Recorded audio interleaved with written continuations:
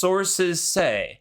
I have been told. Because I said so. Because I said so is not a source. And that's very concerning for the future of how Christians think. Christians are really concerning me with how they're dealing with the whole Steve Lawson situation.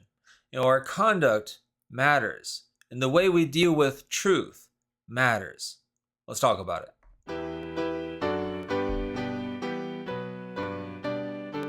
Welcome to Truth Transforms. My name's Adam Markley, and we are going to talk about that today. We're going to talk about gossip a little bit, define what gossip is and what it's not. We're going to talk about truth and what matters.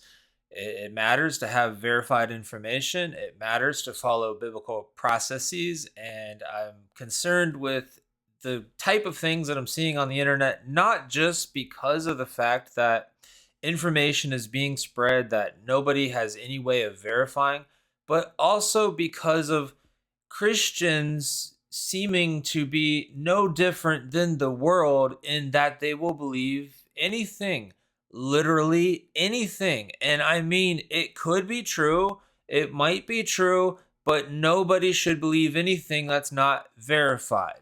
Case in point, this article came out from some blog on Friday, October 4th. It says, betrayed more details about Steve Lawson's double life revealed. Ooh, and people get all excited about juicy information, as they should not. Should not be getting excited about that information. Nobody needs to know all the details. We just want to make sure that biblical church discipline was handled properly, and being a very public figure, there are things that should be known to the public, like what sin was actually so severe that it needed to be scrubbed from the internet. I think there needs to be some kind of explanation to people. But no, nobody needs all of the details, and I don't understand the desire to know all the details, and I don't understand the desire to know the name or anything about the supposed woman, and I don't understand any of that kind of information. But I will tell you a couple things we know right now. We do know two things. We know that the elders from Trinity Baptist Church released a public statement. That public statement says that Steve Lawson confessed to an inappropriate relationship with another woman. We know that One Passion also released that statement. And the only other thing that we know is that it has been 2 weeks and Steve Lawson has not made any kind of public statement, or had an attorney for him made any kind of public statement denying those claims. So that what we do know, and I think that we should just go off of what we know. We don't know anything else. But we have stuff like this. This article comes out, and I read the article, but I just want to show you how things are sourced. Okay, this is how things are sourced. According to inside sources speaking to the blog on condition of anonymity. That's the source. Because I said so. Next. According to witnesses close to the situation. Again, because I said so. Next. Reports have publicly circulated. Again, because people are publicly circulating what people are saying when they don't know who the witness is. And another. On October 7th, on Monday of this week, a tweet. I have been told, ... I have been told. And then a whole detailed information about what may or may not have occurred in a private setting. And it's concerning because I have seen things turn into people saying things that nobody out there is saying. So there are people like Phil Johnson that have said things that, you hold that to a little bit of a higher standard at some level. It's a little bit more credible. Like, okay, yeah, there's probably truth in that. But then you have other people taking things, and I've seen all kinds of, I don't need to say what they are, but I've seen all kinds of twisting, and this is what happens with rumors. Rumors turn into some very bizarre things that nobody has ever said. And I'm pretty sure we all understand what this is and the severity of it, but I'm really concerned with the lack of concern for gossip. Gossip is not just discussing public information. Gossip is not holding people accountable. None of that is gossip. But gossip is indeed taking private information, information that is not meant for the public, taking private information and going public with that. And I'm sorry, this person that put information out there about some supposed private meeting that occurred, which I will say that part. There was there was a statement about a private meeting that may have occurred. I looked at the end of the service at Trinity Bible Church, and all I can base anything off of is the fact that the service ended with one of the elders saying, "Before you go."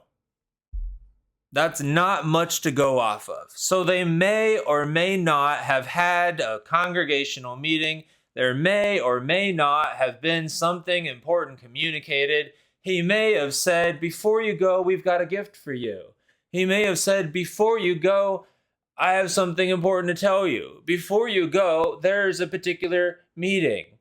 By the way, before we get into this more, I do have a gift for you. If you're just coming across this video, I've got lessons in Philippians.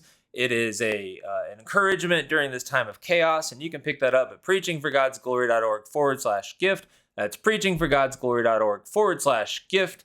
Linked there down in the description and the pinned comment. Moving back to the content.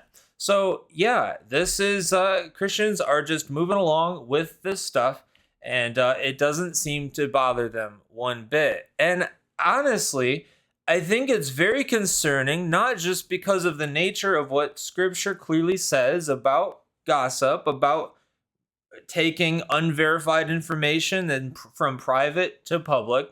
This lady, for example, put something out there on Twitter X, and she laid out things that may or may not have occurred in a private meeting that may or may not have happened.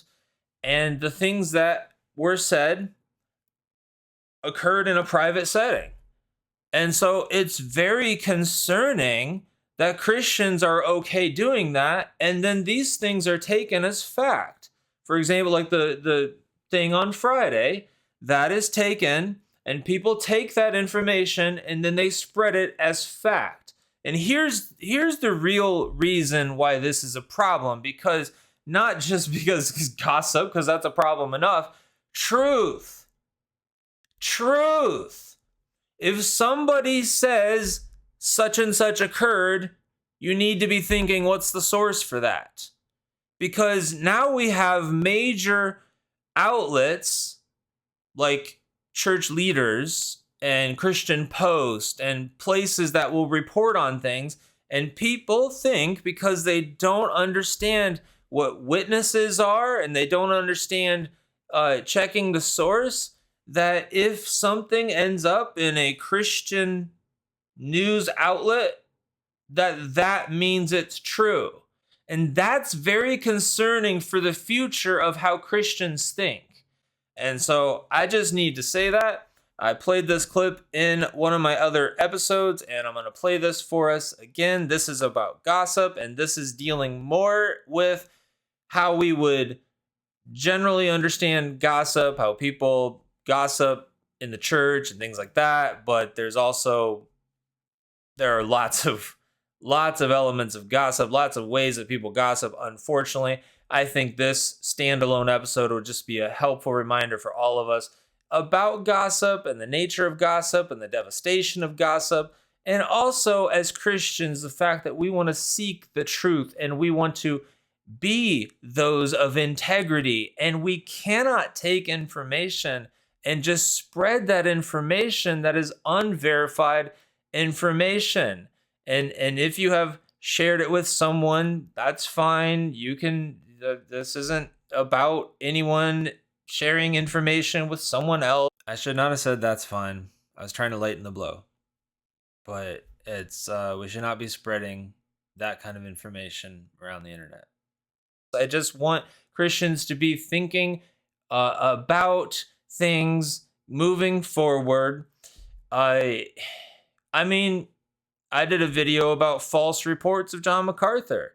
people were reporting that John MacArthur is dead, and then people were believing that John MacArthur was dead. And that's concerning. That's a false report. But see, gossip doesn't have to be a false report. Gossip can be a true report. Gossip can be something that is interfering with a private situation, something that is supposed to stay private that has gone public.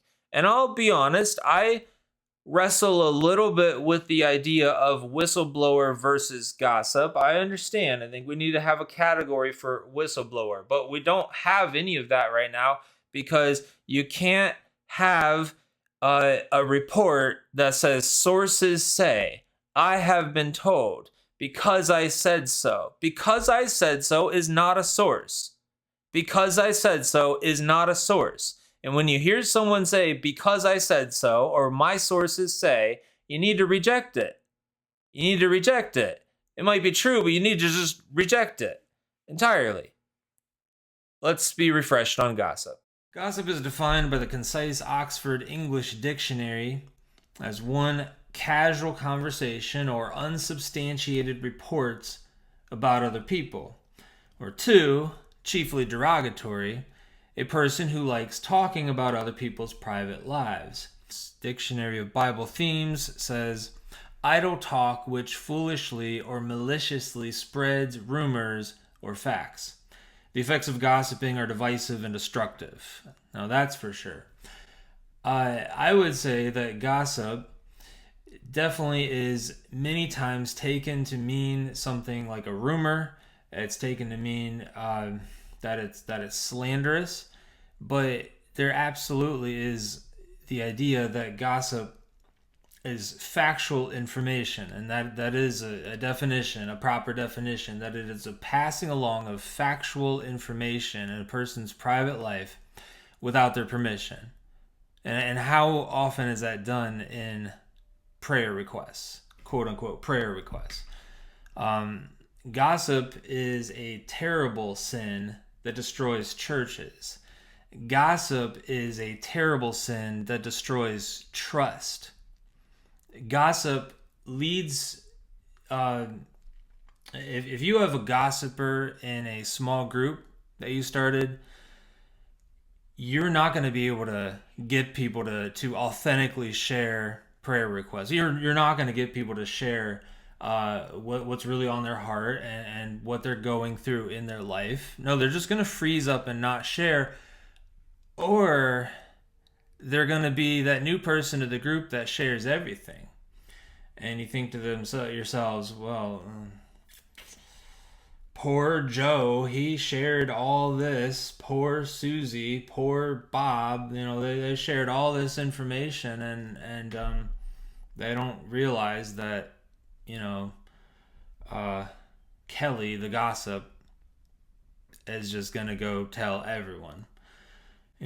When the prayer request begins with just between you and me, or just if this could just stay in this room, and you think it's not going to stay in this room, it's not even probably going to stay in this church, it's probably going to be spread around town. Yeah. So we just need to be careful and make sure that we're not sharing unverified information.